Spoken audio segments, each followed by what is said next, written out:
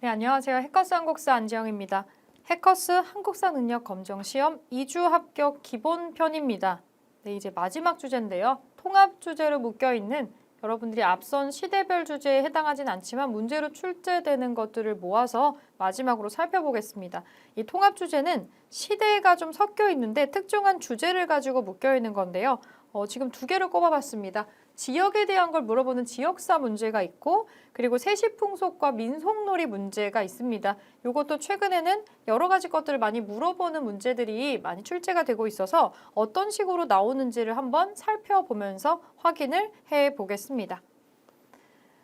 네, 출제 비중 자체가 막 그렇게 높진 않은데요. 한 문제나 두 문제가 반드시 나오기는 합니다. 그래서 뭐 어떤 것이 나올지를 모르기 때문에 관련된 내용을 한번 정리를 해두고 자주 나오는 빈출 키워드 문제로 정리를 해두시면 좋을 것 같습니다. 뒤쪽에 지역사를 먼저 살펴보겠습니다. 지역사 문제인데요. 핵심 키워드로 잡혀있는 것들이 있습니다. 주로 나오는 장소들이 많이 있다는 거죠. 역사적으로 중요한 내용들이 중첩돼서 나오는 지역들이 있어요. 이걸 시대별로 뭐 전부 암기할 수는 없겠지만 어떤 지역의 이름이 딱 등장을 했을 때 필수로 나오는 사건이나 그런 것들이 있거든요. 배경이 되는 사건, 어떤 테마 이런 것들이 등장을 하고 있어서 평양과 개성, 인천, 공주 그리고 독도 문제, 독도가 가장 많이 나왔던 파트이기는 하죠. 이 지역사 문제 한번 주제로 보겠습니다. 네, 한반도에 위에서부터 아래로 내려가는 순서대로 지금 영역을 좀 짜봤습니다. 한반도 영토를 한번 보면서 주로 나오는 지역이 어디가 있는지를 볼 텐데 자, 우선은 평양이고요. 자주 나오는 키워드여서 지금 별표가 되어 있습니다. 네, 고대부터 현대까지 평양에서 무슨 일이 있었나 서경으로 불리기도 했었던 장소죠. 현재는 북한에 해당하는 지역입니다. 고대 시기에는 고구려의 장수왕이 남진 정책을 하기 위해서 수도를 아래쪽으로 바꿉니다. 기존의 국내성에서 평양성으로 내려오죠. 그리고 이쪽에서 준비를 거쳐서 백제를 공격해서 한성을 빼앗는 성취를 하게 됩니다. 고대에서는 삼국 중에서 고구려 장수왕이랑 연결되는 부분이 있고요. 그리고 고려시대로 넘어가면 태조 왕건이 훈요 10조라는 거에서 서경을 중요하게 여겨라 라고 강조를 합니다. 그 고려의 입장에서는 평양을 중요하게 여겨야 그 위쪽에 옛날 고구려 영토를 확장해 나갈 수 있었기 때문인데요. 요거를 아예 강조를 하는 문서를 남겨놓기도 했고요. 또 고려시대 인종 때 묘청이라는 사람이 스님이죠. 묘청의 서경천도 운동이라는 게 있었죠. 그래서 이쪽으로 수도를 옮겨야 된다라고 하는 큰 운동이 일어난 곳이기도 합니다. 요거 같이 기억을 해주시면 좋을 것 같아요. 고려시대까지. 그리고 조선시대로 넘어오면 임진왜란 때 조선과 명나라 연합군이 평양성, 원래 일본에 빼앗겼던 거를 다시 되찾습니다. 거기서도 등장을 하고 근대 시기로 넘어오면 신미양요, 미국과 싸웠던 신미양요가 있죠. 1871년에 신미양요에 발단이 됐었던 제너럴 셔먼호라고 하는 배가 있어요. 이거 미국의 상선입니다. 미국의 상선이 우리의 허락과 동의 없이 평양 쪽으로 들어왔죠. 그래서 우리가 나가라고 경고를 했는데도 나가지 않았기 때문에 이 제너럴 셔먼호 사건으로 인해서 이 평양의 군민들이 배를 가라앉히죠. 불태워서 가라앉히는 사건이 발생하기도 합니다. 요게 나중에 그 몇 년 뒤에 일어나는 신미양요의 발단이 되는 사건이 되죠. 그리고 이쪽에 대성학교라는 학교가 또 설립이 된 것도 요 지역에서 일어났었던 일입니다. 자, 일제강점기로 넘어가면 조만식이라는 분이 있어요. 조만식이라는 분이 있어서 조선물산장려회라는 거가 만들어집니다. 그래서 물산장려운동, 우리 거 쓰고 먹고 입자 하는 물산장려운동이 평양 쪽에서 먼저 진행이 되게 되고 현대로 넘어와서 남북협상 실시되죠. 평양 쪽으로 와서 남북의 지도자 회의가 넘어오게 됩니다. 이거 김구 선생이 넘어가서 어떻게든 남쪽만의 단독 정보 수립하지 않기 위해서 시도했었던 것 중에 하나죠. 1948년도에 그 남북 협상이 진행이 됐었고요. 그리고 1차, 2차 남북 정상회담이 또 개최된 장소가 평양입니다. 요 정도까지 보고 자, 원산으로 보겠습니다. 이 원산도 우리 쪽에 해당하는 게 아니고 이 북쪽에 있는 지역이어서 다소 어려울 수 있는데 원산에 해당하는 거는 나오는 단어가 좀 정해져 있어요. 그리고 단독으로 출제된다기보다는 선지에 좀 많이 다른 오답의 선지로 많이 나오는 것이기도 하죠. 근대 시기부터 좀 보겠습니다. 강화도 조약을 통해서 개항이 된 항구 중에 하나입니다. 그 강화도 조약에서 일본이 요구했었던 3개의 항구가 있었죠. 위에부터 원산, 인천, 부산 이렇게 3개의 항구가 있었습니다. 그때 열라고 요청을 했었던 항구 중에 하나고 그래서 열리죠. 그리고 원산학사라고 하는 학교가 설립이 되었던 곳이기도 합니다. 그리고 일제강점기가 되면 원산의 노동자 총파업이 또 전개됐었던 장소여서 이 내용이 선지에 가끔 나오기도 해요. 노동운동의 일종으로 일어났었던 활동이죠. 자, 그 밑쪽으로 내려와서 개성 보겠습니다. 여기까지가 이제 북한에 해당하는 지역인데 예전에는 수도 이름으로 개경이라고도 했죠. 고대에는 그 신라의 왕자이지만 버려졌었던 궁예라는 사람이 후고구려를 건국을 하죠. 후고구려를 건국을 하고 고려시대로 넘어오겠습니다. 고려시대가 되면은 고려의 수도로 기능하는 데가 바로 개성이죠. 약 500년 동안 고려의 수도였습니다. 아주 훌륭히 수도 기능을 수행을 했고 수도가 위치했었던 궁궐이 위치했었던 만월대라고 하는 문화 유적이 있습니다. 그 만월대 발굴도 했었죠. 그래서 이쪽에서 다량의 문화유산들, 유물들이 출토가 됐고요.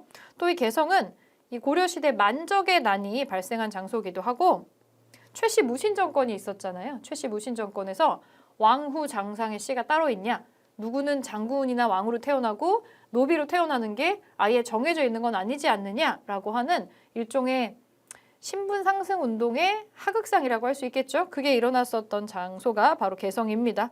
그리고 고려가 망할 무렵에 새롭게 떠오르는 세력들이 있었잖아요. 새롭게 공부해가지고 떠오르는 신진사대부가 있는데 이 신진사대부가 두 종류로 나뉘어 있어요. 두 종류로 나뉘어서 고려라는 나라를 없애지는 말자라는 쪽이 있고 다 그냥 새로 바꾸자라는 쪽이 있습니다. 보통 온건하다 또 급진하다 이런 말로 표현을 하기도 하는데 신진사대부들 중에서 온건한 쪽에 속했었던 대표적인 인물이 바로 정몽주예요. 이 정몽주가 회유에 넘어가지 않고 이방원의 회유에 넘어가지 않고 거절을 하고 집에 가는 길에 개성의 선주교라는 자리에서 이방원에게 철퇴에 맞아가지고 피살을 당하는 장소기도 하죠.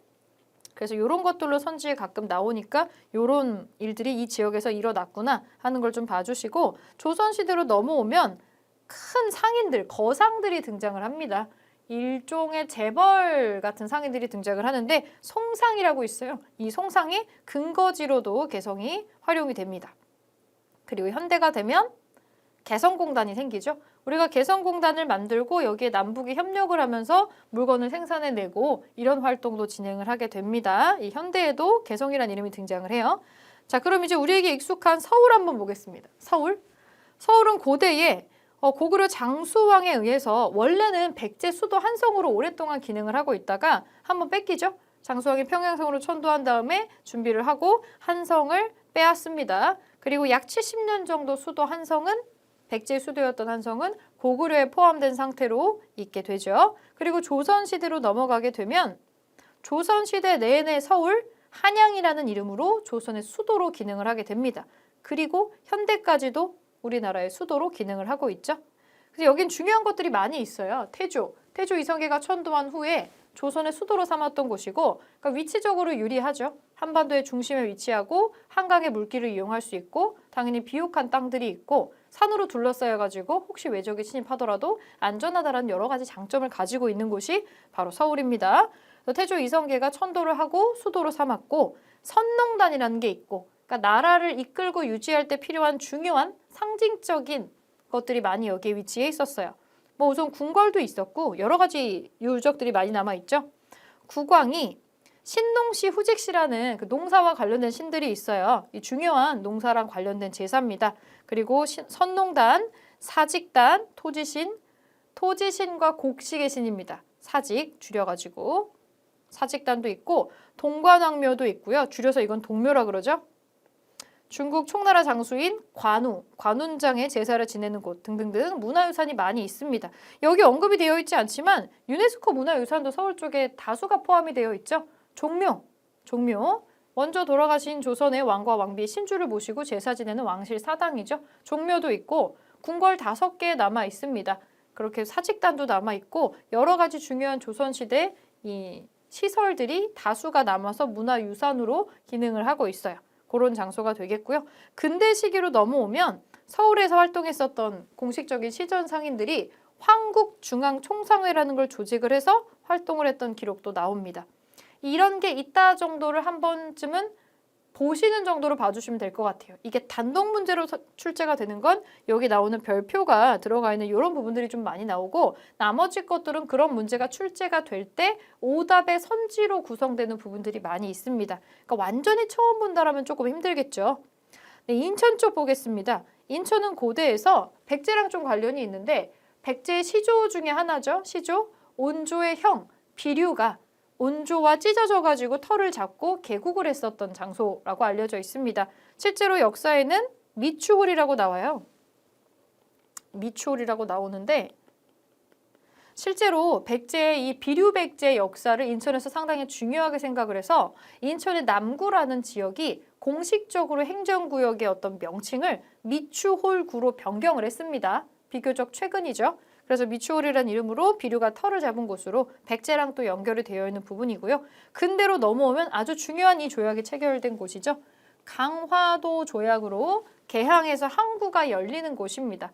바다와 물이 만나는 곳에 있다 보니까 강화도라는 지역이 외적의 침입이 좀 빈번하게 드나들었고, 그래서 여러 가지 군사 시설들이 많이 설치가 되어 있는 장소이기도 해요. 강화도 조약 기억해 주시고, 현대에 들어서 가장 중요한 포인트는 6.25 전쟁, 한국전쟁 때 우리가 역전을 했었던 인천 상륙작전이 이쪽에서 전개가 되었던 걸 또 찾아볼 수 있습니다. 그리고 가장 최근 사건으로는 2014년에 아시안게임이 또 이쪽에서 개최가 됐다는 기록을 가지고 있고요. 자, 좀 더 아래로 내려가서 중요하게 표시가 되는 장소, 공주 지역 한번 보겠습니다. 우선 여기는 선사시대 유적부터 볼 수가 있어요. 공주 석장리, 구석기 시대 유적입니다. 공주 석장리에 구석기 유적이 있고, 고대로 넘어오면 백제 때 한번 수도가 됐죠. 한성을 고구려 장소에게 뺏기고 나서 급하게 내려와서 털을 잡은 데가 바로 그 당시에 웅진으로 불리고 있었던 공주입니다. 두 번째 수도로 기능을 하고요. 일단 쫄딱 망해서 내려와요. 그래서 다시 한번 나라를 부흥시키기 위해서 열심히 노력을 하게 되고, 가장 두드러진 활약을 했던 사람이 이제 백제 무령왕이 되겠습니다. 이 무령왕의 무덤이, 무령왕과 왕비의 무덤이 공주에 있죠. 실제로 이 공주의 무령왕릉을 중심으로 유적지들이 형성이 되어 있고, 유네스코 세계 문화유산으로도 등재가 되어 있습니다. 여기 송산리 고분군이라고 나오는데 지금 명칭이 바뀌었어요. 예전에는 그냥 송산리 고분군이라고 했어요. 거기에 왕과 왕비의 무덤 말고도 앞쪽에 주인이 누군지 정확히는 모르지만 귀족이나 왕족의 무덤으로 추정되는 비어있는 무덤들이 있었거든요. 그게 이제 그 지역의 일대에 모여 있어서 고분군이라고 했었는데, 거기 가장 핵심이 되는 이 무덤이 70년대에 무령왕릉이 발견이 됩니다. 그러면서 그냥 그 지역 일대를 무령왕릉군이라고 명칭이 바뀌었어요. 지금은 송산리 고분군이라고는 잘하지 않는 것 같아요. 이 무령왕릉이라고 이름이 들어갔다라는 거 좀 기억을 해주시면 좋을 것 같고, 유네스코 쪽에 방점이 찍힌다라면은 그렇게도 문제가 나올 수 있겠습니다. 자, 통일신라 시대에는 웅천주 도독이었던 김헌창이 왕이 되려고 난을 일으키죠. 김헌창의 난이라고 하는 게 발생을 하게 되고요. 이 본인의 아버지가 왕이 되지 못했다라고 일으켰던 난이 있어요. 그래서 통일신라 시대에 가장 혼란스러웠던 시기에 스타트를 끊는 요 난이 발생한 장소이기도 합니다. 그리고 고려 시대로 넘어오면은 공주 지역에 설치가 됐었던 명학소라고 있어요. 망이 망소이라는 명학소 주민이 난을 일으킵니다. 이 고려 시대에 향과 소와 부곡이라는 특수 행정구역이 있는데 각각이 살기가 굉장히 힘들었죠. 그 중에서도 소라고 끝나는 지역들은 수공업을 담당하는 지역이어서 아주 만들기 힘든 것들을 할당량을 받아서 만들어서 나라에다가 납품을 해야 되는 그런 일에 종사하는 사람들이 있었어요. 그래서 만들기 힘든 거, 종이, 소금 이런 노동이 필요한 일들 있죠. 숯 이런 것들. 요런 거를 해가지고 국가에다가 바치고 하는 이런 일에 종사하는 사람들이 있었는데, 이 공주 명학소에서 살았던 망이 망소의 형제가 난을 또 일으키게 되죠. 자, 근대 시기로 넘어오면 동학농민운동 때, 두 번째 동학농민운동 때 우금치 전투가 전개가 됐고요. 가장 치열하고 가장 참혹했었던 전투로 기록이 되어 있습니다. 공주 우금치에서 동학농민 군대는 최신식 무기로 무장한 일본군과 플러스 관군의 연합작전에 연합에 처참히 패배를 하게 되고, 동학농민군의 시체로 만들어진 산과 그들의 피로 흐르는 강으로 다 시뻘겠다라고 기록이 되어 있습니다. 엄청난 패배를 겪는 장소가 바로 공주의 우금치입니다. 네, 충주 한번 보겠습니다. 충주는 고구려에 충주 고구려비가 위치해 있는 곳이고 이른바 이거는 중원 고구려비라고도 해요. 한강을 빼앗고 한성을 빼앗고 나서 이제 고구려 영토가 남쪽에 여기까지 퍼졌노라 라고 하는 거를 비석을 세워가지고 영토 표시를 하는데 그거 중에 하나라고 보시면 되고요. 이 비석이 이쪽 자리에 위치를 해 있습니다. 그리고 조선시대가 되면 임진왜란 때 이 충주의 탕금대라는 자리에서 이 벌판이에요. 신립장군이 배수진을 치고 뒤에다 강을 끼고 왜군의 항전에서 버텼는데 거의 몰살에 가깝게 전멸을 하고 말았죠. 왜 여기서 했을까? 실제로 복잡한 산골짜기를 골랐다면 조금 더 수월했을 텐데 뭐 지나친 자신감이었는지 아니면 차라리 배수진을 치고 싸우니까 괜찮다고 생각을 했던 건지는 모르겠어요. 어쨌든 임진왜란에 탕금대 전투가 있었던 장소이기도 합니다. 그리고 청주가 나오는데 비교적 최근에 발견된 게 있어요. 그 일본의 중요한 어떤 쇼소인 창고에서 오래된 고서를 묶어놓은 포장지 같은 거로 발견된 신라의 민정문서라 그러죠. 촐락문서가 있는데 이 촐락문서가 기록하고 있는 그 촐락에 해당되는 데가 바로 청주라고 보시면 되겠습니다. 그리고 고려시대 넘어와서 아주 중요한 문화재가 여기서 만들어졌었죠. 청주의 흥덕사에서 직지 심체 요절이 간행이 됩니다. 줄여서 직지라고 하기도 하죠. 이 직지는 사람이 만든 금속 활자 책 중에서 가장 오래된 것으로 평가를 받고 있습니다. 그 세계 기록을 갖고 있기도 하고요. 자, 논산 지역 보겠습니다. 고대에는 김유신 장군이 신라의 김유신이 신라군과 개백의 백제군 사이에서 황산벌 전투가 크게 일어났었던 장소입니다. 거의 백제가 망하기 직전에 마지막 전투가 크게 벌어졌었던 장소라고 할 수 있겠죠. 그리고 고려 시대에는 왕건이 후삼국을 통일한 다음에 여기다가 크게 절을 지어요. 그리고 여기 안쪽에 가장 특이하게 생긴 부처님 불상이죠.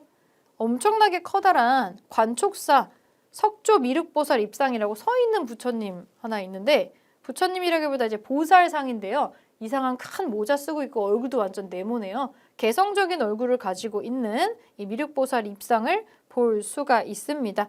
이게 높이가 한 18m 정도 돼가지고 굉장히 거대한 느낌을 준다라는 거 다시 한번 확인을 하고 옆에 다른 지역으로 넘어가 볼게요. 안동 한번 가보겠습니다. 안동은 현재 이제 고창 지역인데 고려시대 때 굵직한 사건들이 좀 있었죠. 고창 전투가 있었네요. 그리고 공민왕이 피난한 장소기도 하고 그 안동의 이천동에 마의 열의 입상과 봉정사 극락전이 있습니다. 이 봉정사 극락전도 가장 오래된 어떤 건축으로서 유네스코 세계 기록유산으로 등재가 되어 있고요.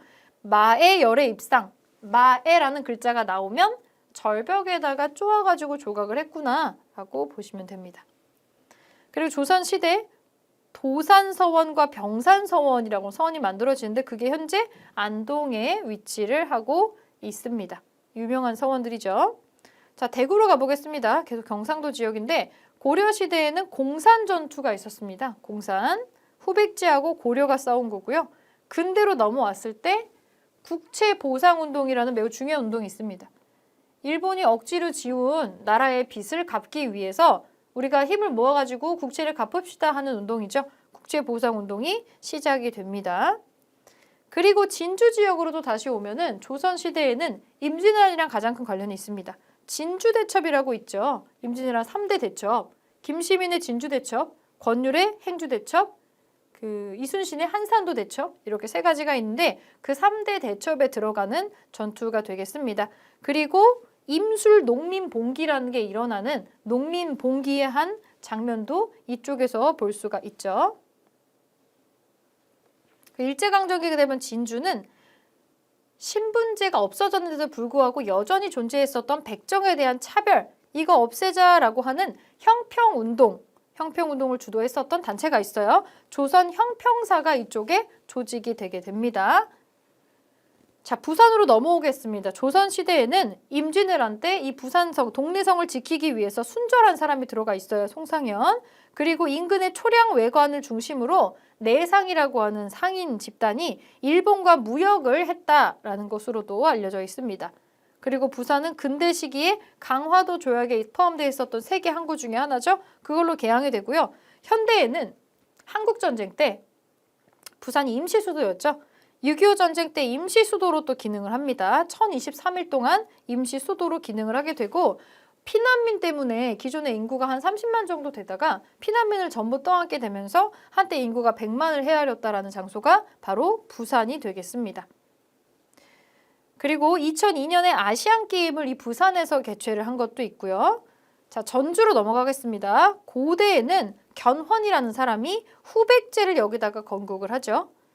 그리고 조선시대가 되면 태조 이성계의 어진 왕의 초상화를 경기전이라는 건물을 지어놓고 거기다가 보관을 하게 됩니다.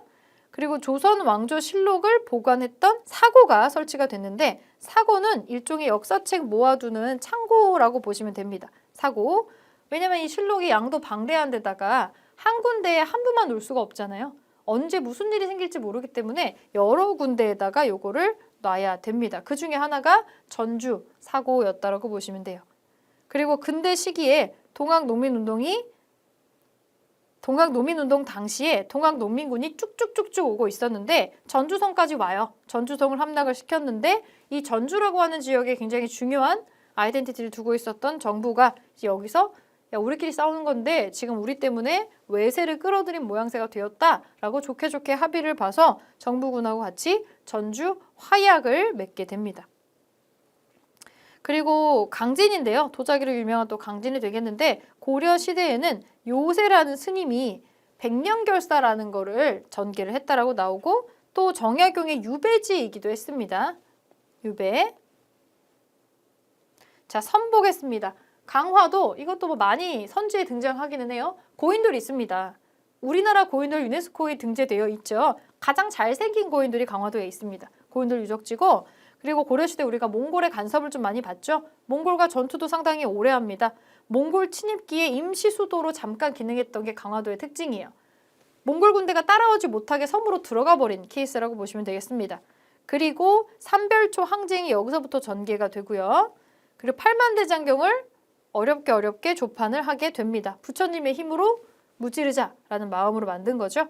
그리고 조선시대 후반에 넘어가면 강화학파라는 게 있어요. 대표적인 인물로 정제두라고 있습니다. 이 정제두라는 학자는 강화학파는 어떤 학문의 성향을 얘기하는 거거든요. 유학이라는 게 있죠. 유학이 제일 큰 주머니예요. 유학이라는 게 있고 그 중에 한 갈래에 성리학이 있고요. 다른 한쪽 갈래에 양명학이라고 있습니다. 그 양명학을 연구하고 공부하는 학파가 강화학파가 되겠습니다. 그리고 근대에 들어서는 여기가 강화도 바다를 끼고 있다 보니까 병인양요, 신미양요, 운용호 사건 등등등 크고 작은 사건들이 일어나고 있죠. 그리고 강화도 조약이 체결이 됩니다. 울릉도 독도 많이 나오죠. 왜냐면 우리가 다른 나라하고 역사 분쟁이 가장 안 끝나고 매번 문제가 되는 게 바로 이 울릉도 독도 문제입니다. 우리는 언제부터 이 두 땅을 우리 땅으로 인식을 하고 있었냐? 신라의 지증왕 때 이사부라는 사람을 보내서 우산국을 정벌을 하게 돼요. 근데 그때 하도 왜구가 난리를 치니까 이 이사부가 꾀를 써가지고 여러분 왼쪽 페이지에 보시면은 여기 이사부가 울릉도를 정벌하는 장면이 나와요. 어떻게 했는지 한번 보세요. 나는 신라장군 이사부. 지증왕의 명을 받아 우산국을 정벌하러 왔는데 이 나라 사람들이 어리석고 사나워 항복받기는 아무래도 어려울 것 같다. 그래서 나무로 사자를 만들어서 겁을 주었는데 작전이 성공했는지 바로 항복했다라고 나옵니다. 다시 넘어가 보면은 울릉도 독도에서 신라 지증왕 때 이사부가 또 우산국을 정벌을 하죠. 방금 나무 사자를 이용해서 정벌했다라고 나와요. 이거에 대한 정보가 없었기 때문에 가능한 일이긴 했을 텐데 그리고 조선시대로 넘어오면 세종실록 지리지에 우리나라 영토로 아예 기재가 되어 있습니다. 그리고 숙종임금 때가 되면 안영복이라는 사람이 일본으로 건너가서 직접 설명하고 확인을 받고 돌아와요. 그리고 근대 시기에 들어서 여기서 말하는 근대는 이제 대한제국이 되겠습니다. 대한제국 칙령 제41호를 통해서 울릉도를 울도군으로 승경을 시키고 울도 군수가 독도로 관리를 하도록 이 문제를 어떻게 해결을 잘 해보려고 했어요. 그런데 일본이 러일 전쟁을 수행하는 도중에 불법적으로 독도를 갑자기 일본 영토에 편입을 시키게 됩니다. 자, 제주도 보겠습니다. 고려시대에는 삼별초가 제주도까지 쫓겨가요. 마지막 근거지고 원간섭기가 되면은 탐라총관부가 잠깐 설치가 됩니다. 그리고 조선시대에는 빈민구제 활동을 많이 했었던 김만덕이라는 사람이 있어요. 하멜 일행이 또 표류하다가 도착을 해서 그 유명한 하멜 표류기가 나오게 됐고, 현대에 들어서 제주도는 이 사건 하나로 설명을 해야 될 것 같은데, 제주 4.3 사건이라고 있어요. 제주 4.3 사건이라고 하는 사건이 발생해서 수많은 주민이 희생되었던 정말 명분도 없고 아무 패턴도 없는 사륙에 가까운 행동이었죠. 자, 기타 지역들 보겠습니다. 절영도, 이거는 부산 쪽에 있는데 절영도, 고대 러시아가 조차 배에 놀 수 있게 해달라 조차를 요구한 곳이고요. 진도라는 데가 있습니다. 이 진도는 조금 더 남쪽으로 내려가야 되는데 고려시대 삼별초가 용장성이라는 성을 쌓고 대몽항쟁을 포기하지 않고 끝까지 해요. 하지만 결국에 진도에서도 밀려나서 더 내려가게 되죠. 더 내려가서 대몽항쟁을 제주도까지 가서 하게 됩니다. 네, 저 위쪽에 절영도는 부산 쪽에 있는 겁니다. 부산 아래쪽에 있는. 그리고 진도는 전라도, 전라남도 쪽에 있는 거고요. 그리고 검은도, 영국이 러시아가 내려오는 거를 구실 삼아서 불법으로 점령을 한 게 있어요. 이게 검은도 사건인데 아예 검은도에다가 본인들이 이름을 붙여줍니다. 포트 해밀턴이라고, 해밀턴 섬이라고 이름까지 붙여가지고 여기다. 그리고 완도는 통일신라 때 장보고 장군 있죠? 장보고가 해군의 무역기지를 겸하는 청해진을 설치했다는 거 알 수 있고, 또 거제도가 나옵니다. 거제도는 주로 이거 나와요. 6.25 때 전쟁 때 포로 수용소가 여기에 있었다. 이 내용이 주로 선지에 나옵니다. 그리고 흑산도는 조선 후기에 정약용의 형제죠. 정약전의 유배지고요. 이거 동명의 영화가 나온 적이 있죠. 자산어보라고 하는 것을 저술을 한 것으로도 유명합니다.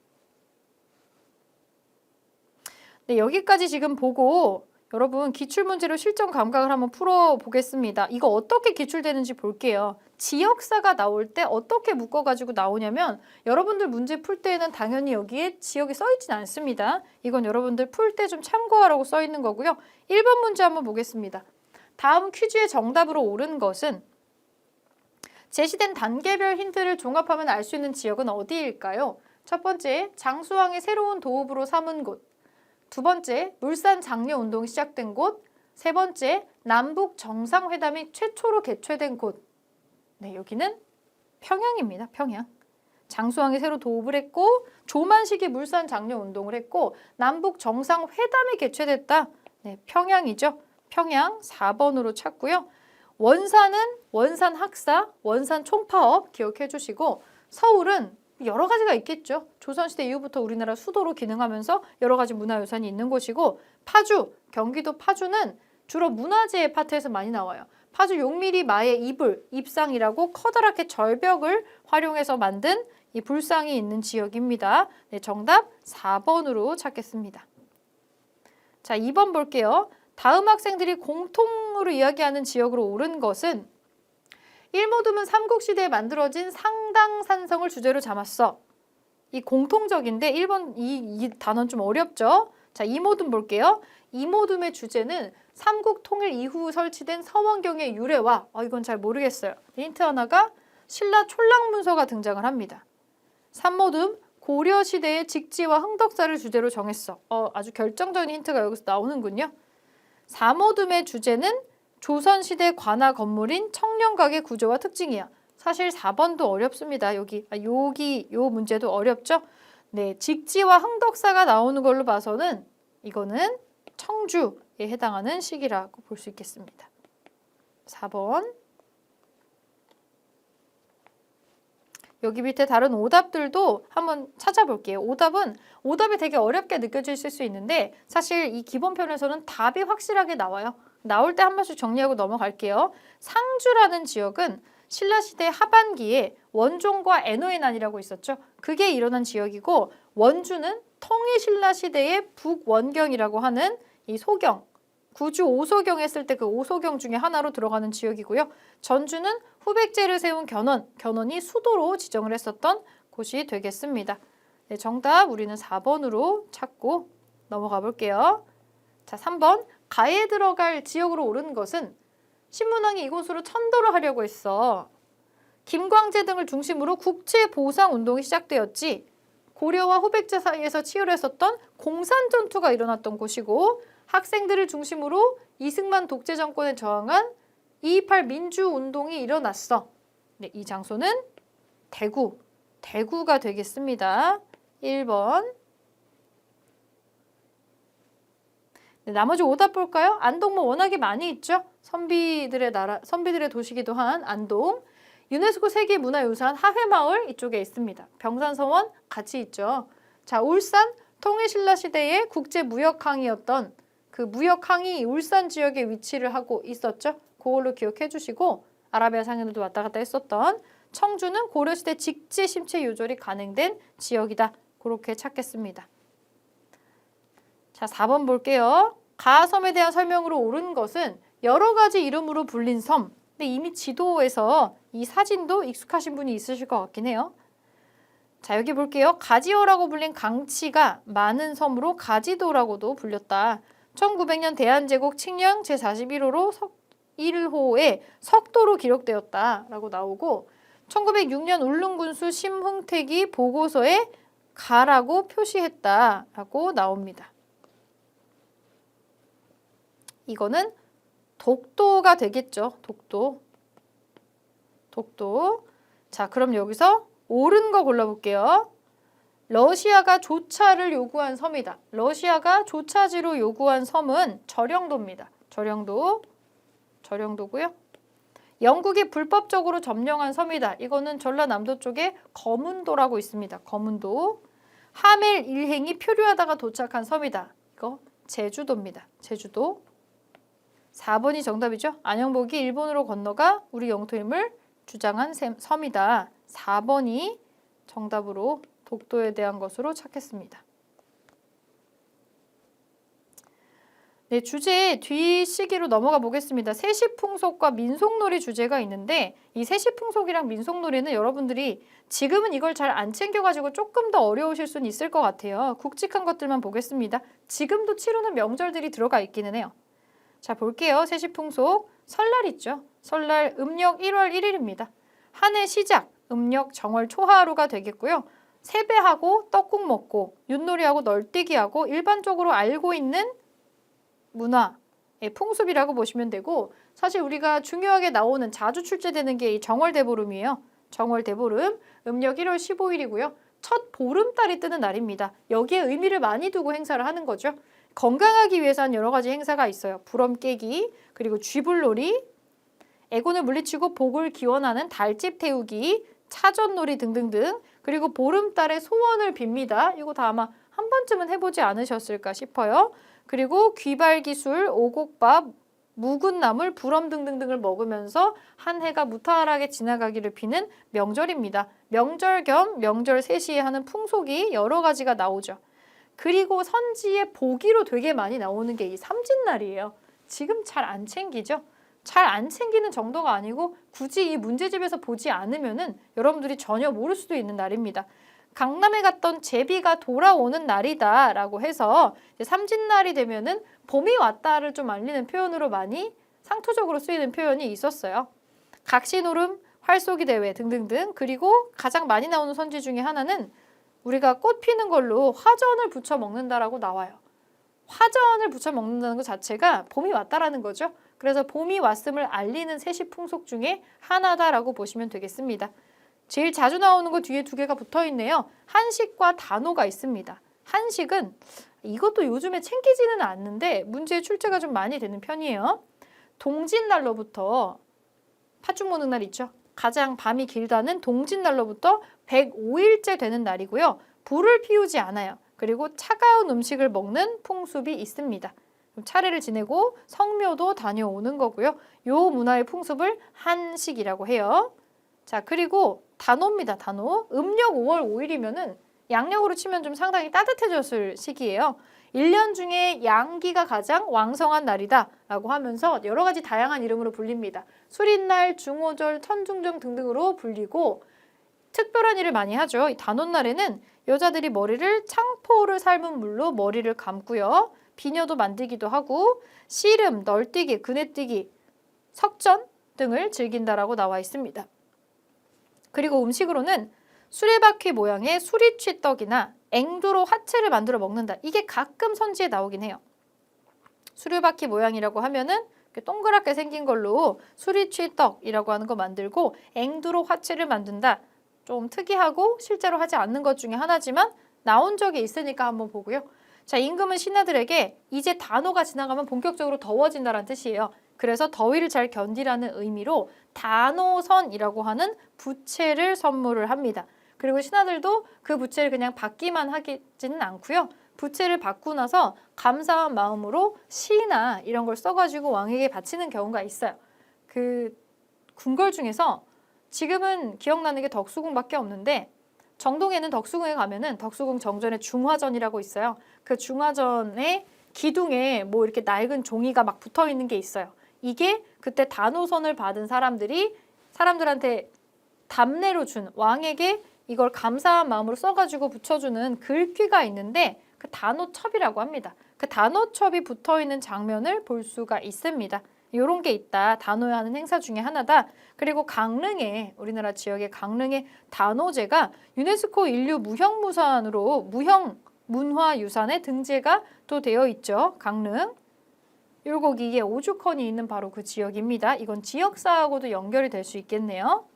자, 그리고 유두라는 행사가 있습니다. 이거 음력 6월달이니까 양력으로 치면 한창 더위가 시작됐을 때네요. 그래서 몸을 시원한 물에다 닦고 음식 먹으면서 약간 피서하는 것 같은 느낌이 드네요. 그리고 조상신과 농신에게 깨끗하고 상하지 않은 음식으로 제사를 지내서 이제 본격적으로 여름이 지나면 추수해야 되잖아요. 그런 거를 기원하는 의식 중에 하나입니다. 그리고 한 번쯤 들어봤을 7월 칠석입니다. 까마귀, 까치, 견우, 직녀 얘기 들어본 적 있으시죠? 그 칠석이고요. 옷과 책을 햇볕에 말리면서 직녀성 별에다가 바느질 잘하게 해주세요 빌기도 하고 그리고 비슷한 활동을 많이 합니다. 가장 햇빛이 좀 쨍쨍할 때가 이제 들어오는 거거든요.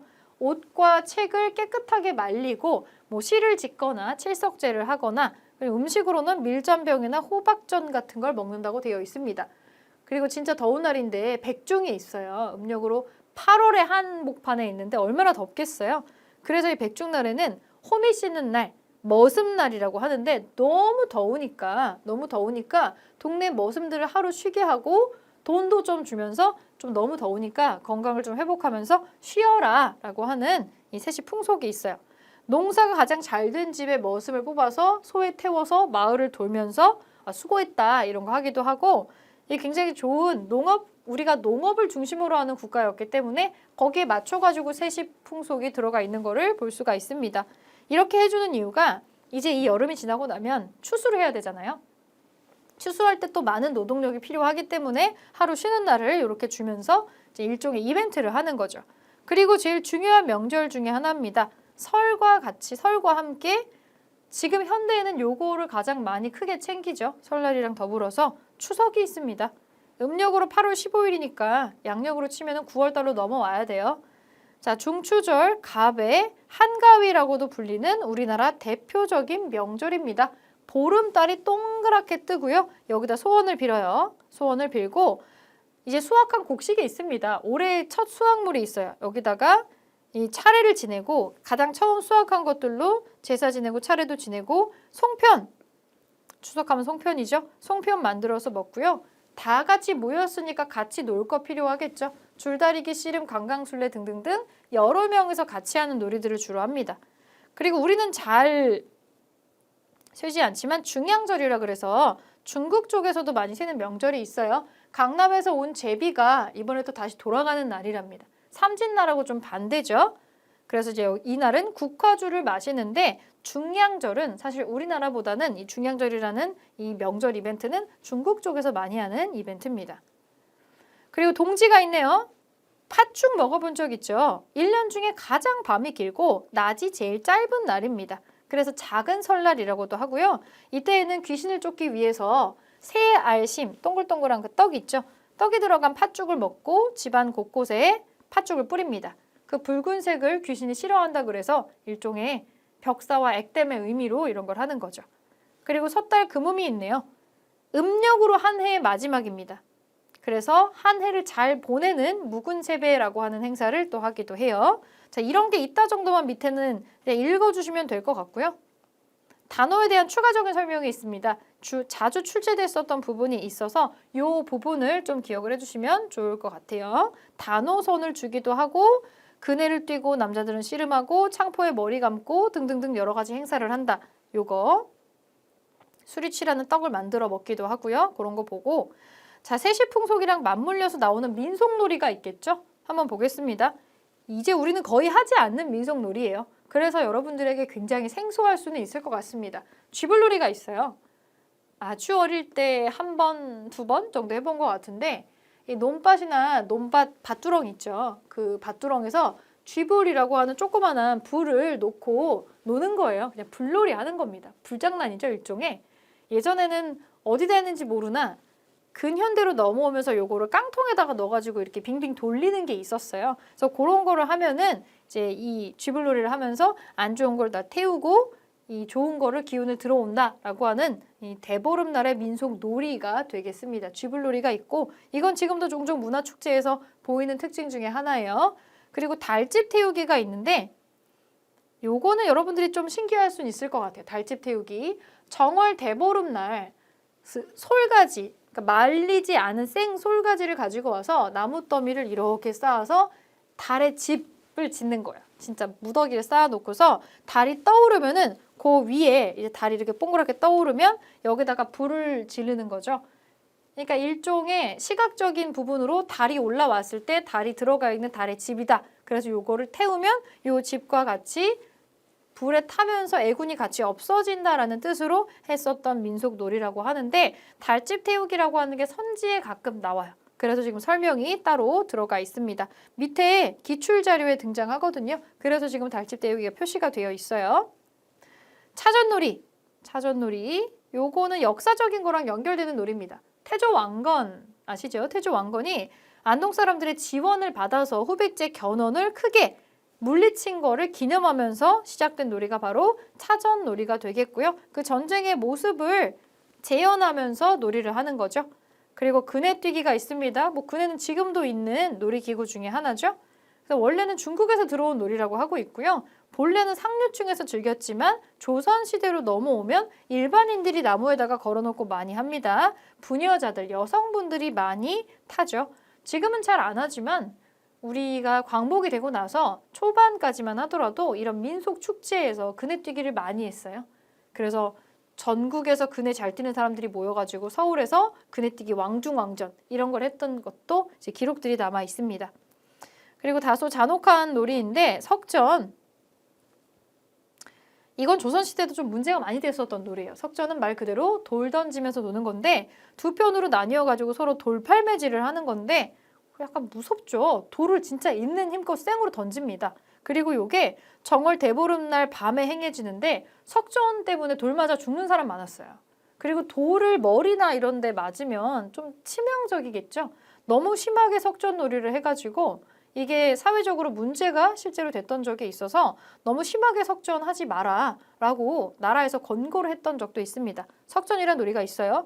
이런 놀이 같은 경우는 약간 전쟁을 겪으면서 기인한 바가 큰 놀이라고 보시면 될 것 같아요. 강강술래도 마찬가지인데 임진왜란 당시에 이순신이 우리 사람의 숫자가 너무 적은 거를 드러내지 않으려고 이 여성분들한테 둥글둥글하게 돌면서 춤추라고 했었던 거예요. 멀리서 봤을 때 뭐야 사람 되게 많네? 이렇게 보이려고 했던 것 중에 하나입니다. 요건 좀 특이하게도 유네스코 무형유산으로 지정까지가 되어 있어요. 강강술래 놀이가. 지금도 많이 하죠. 씨름입니다. 두 사람이 상대방의 이렇게 허리에 차는 거 있어요. 고정바가 있는데 삿바나 바지에 허리춤을 잡고 상대를 바닥에 넘어뜨리는 우리 전통의 민속 놀이입니다. 그러니까 우리한테 씨름이 있고 일본이 스모 같은 게 있는 거죠. 2018년에 남북 공동으로 좀 의미가 있는 게 이런 거죠. 남북이 공동으로 유네스코 인류 무형유산으로 요거를 등재를 시킵니다. 그리고 승경도 놀이는 양반놀이예요. 여러분 부루마블 같은 게임 해보셨죠? 그 부루마블 게임판 같이 되게 복잡한 판이 있어요. 이게 관직의 숫자가 엄청 많은데 이 관직의 숫자가 부루마블 판처럼 따다다다 써 있고 물론 제일 높은 거 이제 영의정, 좌의정, 우의정 하는 게 있겠죠. 말단 관리부터 정일품까지 올라가는 놀이예요. 실제로.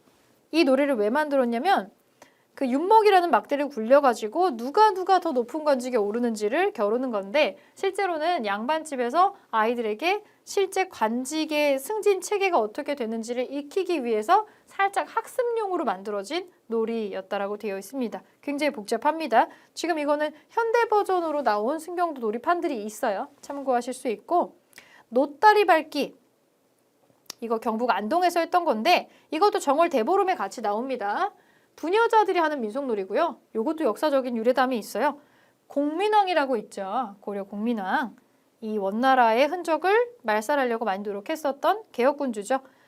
노국공주와 함께 안동지방에 피난을 가다가 개울을 건너야 되는데 그 마을에 여성분들이 나와서 소녀들이 나와서 서로 말뚝박기 하는 것처럼 등을 이렇게 굽혀준 거예요. 그래서 이 위로 노국공주를 밟고 건너가게 한 데에서 이 놀이가 노다리 밟기라는 놀이가 나왔다라고 되어 있습니다. 그리고 특이한 거 이제 남사당 놀이가 있는데 남사당패라고 있죠. 남자들로 구성되어 있는 공연을 하는 극단입니다. 광대극단인데 풍물, 줄타기, 가면극 같은 게 있습니다. 이 남사당패의 대표적인 걸로 이제 모 영화에도 주제가 나온 게 있었는데 자 2009년에 유네스코 인류무형문화유산으로 이것도 등재가 되어 있습니다. 내용이 많은데 그냥 한 번씩 보려고 쭉 한번 읽으면서 짚어봤고요. 여기서 따로 중요하다고 표시는 해놓지 않았지만 나올 가능성이 있는 것들은 유네스코에 등재가 되어 있다거나 특정한 역사적인 유래담을 가지고 있다거나 이런 건 아무래도 단독으로 문제는 안 내어도 선지에 나올 가능성은 좀 있겠죠. 이런 식으로 한 번씩 봐주시면 될 것 같습니다. 네, 그리고 요걸로 이제 문제를 정리를 한번 해볼 텐데 요 민속놀이가 기출로 어떻게 나오는지를 먼저 보겠습니다. 문제 한 4문제 정도 볼게요. 자, 설날 문제입니다. 명절에 행해지는 가의 명절에 행해지는 세시풍속으로 가장 적절한 게 뭐냐? 가의 부활, 3일 연휴 확정이다 라고 나와 있습니다. 우리나라에서는 전통적으로 음력에 근거해서 새해 첫날을 명절로 보내왔다. 하지만 양력이 사용된 후에 일제강점기를 거치면서 음력의 새해 첫날은 구정으로 불리는 등 등한시 되었다라고 하고 있습니다. 그럼에도 음력으로 명절을 세는 전통은 사라지지 않았고 1985년에 정부는 이날을 민속의 날이라는 이름으로 국가 공휴일로 지정하였다. 그리고 드디어 1989년에 땡땡땡이라는 고유의 명칭으로 변경하고 연휴로 하는 방안을 확정하였다라고 나와 있습니다. 설날이죠. 설날. 우리는 신정이 있고 구정이 있잖아요. 이거 아무리 양력으로 세려고 해도 오랫동안 몇백 년에 걸쳐가지고 이어왔던 거가 한순간에 바뀌는 건 쉽지 않을 겁니다. 설날이 명절로 인정을 공식적으로 받고 나서 이때에 해당하는 세시풍속이 뭐냐라는 걸 물어보고 있는데 우리 설날하면 떠오르는 거 가장 먼저 생각나는 거 있죠? 네, 바로 보입니다. 그렇죠. 세배하기가 있습니다. 세배하기. 세배를 하는 거가 설날의 대표적인 이 세시풍속이자 일종의 민속놀이에도 가깝죠. 세배하기 체크해 주시고요. 나머지 거 보겠습니다. 화전놀이는 진달래꽃으로 전 부쳐 먹는 거죠. 제비가 돌아온다는 삼진날, 삼진날에 하는 행사고 창포물에 머리 감는 거는 이 단오날이죠. 그네타기랑 같이 하는 거고 보름달을 보면서 소원을 비는 거는 정월 대보름 그리고 플러스 추석 때 하는 일입니다. 자, 2번 문제 볼게요. 가에 들어갈 세시풍속으로 옳은 것은 음력 1월 15일 가를 맞이해서 특식을 준비했습니다. 오곡밥, 묵은 나물, 약밥, 부럼 이런 게 나오는 건 정월 대보름입니다. 일단 날짜 힌트가 있고 요 음식에서 이 명절의 힌트를 찾을 수가 있었습니다. 정월 대보름이 되겠죠. 동짓날에 팥죽 먹죠. 동짓날에는 팥죽을 먹고 추석 때는 여러 가지 추석 명절 음식을 먹습니다. 대표적으로 또 송편이 있죠. 삼진날에 화전 부쳐 먹는 거 방금 전에도 나왔었고요. 날짜는 대략적으로 이런 식으로 들어간다. 이걸 뭐 외운다라기보다 자주 보면 얼추 시기가 보일 거거든요. 그렇게 정도 좀 보고 넘어가겠습니다. 자, 3번 가에 들어갈 명절로 옳은 것은 세시풍속 체험 행사네요. 음력 8월 15일이면 양력으로는 9월 넘어가죠. 가장 큰 명절 중에 하나입니다. 여기 보름달 소원 빌기 있고요. 송편 만들기 있네요. 이거는 추석입니다. 추석. 추석으로 답 찾아주면 되고 단오는 이제 5월에 본격적으로 더위가 시작될 때 하는 거죠. 그리고 동지는 한겨울이고요. 한식은 동지로부터 105일이 지난 시점에 불을 쓰지 않고 찬 음식을 먹는 세시풍속입니다. 추가적으로 날짜 확인해서 보시고 단오날은 음력 5월 5일이니까 양력으로는 6월달 살짝 넘어가는 시점이 되겠네요. 동지는 양력. 동지와 한식은 특이하게 양력으로 센다라는 점이 좀 여러분들이 기억할 때 주의해야 되는 포인트 같아요. 다른 건 전부 음력인데 이것만 양력으로 나오네요. 요 날짜 한번 보고 마지막 4번 한번 보겠습니다. 다음에 해당하는 문화유산으로 옳은 것은 두 사람이 상대방의 삿바나 바지에 허리춤을 잡고 상대를 바닥에 넘어뜨리는 민속놀이다. 여기 나와 있죠? 귀여운 아기들이 하고 있는 게 나오는데 요거 씨름입니다. 씨름. 딱 봐도 알겠죠? 씨름. 이 노래는 남북한이 공동으로 등재를 신청해서 2018년에 유네스코 무형문화유산으로 등재가 되었습니다. 비슷한 것으로 택견이 있지만 모래팔에서 하지 않고요. 약간 춤이랑 같이 하는 일종의 민속놀이 겸 예술활동이죠. 택견은. 강강술래는 여성분들이 손잡고 돌면서 하는 거고 남사당 놀이는 남자들로 구성된 풍물놀이패라고 보시면 되겠습니다. 그래서 요거의 답은 1번으로 찾을 수 있겠습니다. 네, 요게 별거 아닌 것 같고 문제수도 되게 적어요. 근데 뭐가 나올지를 모른다라는 점에서 그리고 실제로 쭉 보시면 아시겠지만 세시풍속과 민속놀이가 이게 옛날에는 되게 쉬운 문제였을 수 있어요. 실제로 이거를 다 치르는 시기에는. 근데 지금은 생활의 패턴이라던가 환경이 바뀌어서 이 세시풍속과 민속놀이를 다 하지 않습니다. 아주 일부만 진행을 하고 있어요. 그래서 여러분들이 헷갈릴 수가 있어서 뭐가 나올지를 모르기 때문에 내용을 시험장에 들어가기 전에 정리된 걸 한번 쫙 보시고 나서 주로 기출된 포인트 다시 한번 보고 절대로 요거 틀리지 않게 요 한 문제, 두 문제 날리면 너무 아깝잖아요. 그렇지 않도록 정리를 해줄 필요가 있을 것 같습니다. 네, 그러면 다음 시간에 마지막으로 요 두 개의 통합 주제가 어떤 식으로 기출문제가 나왔는지 마지막 기출문제로 정리를 해보면서 기본편 마무리하도록 하겠습니다.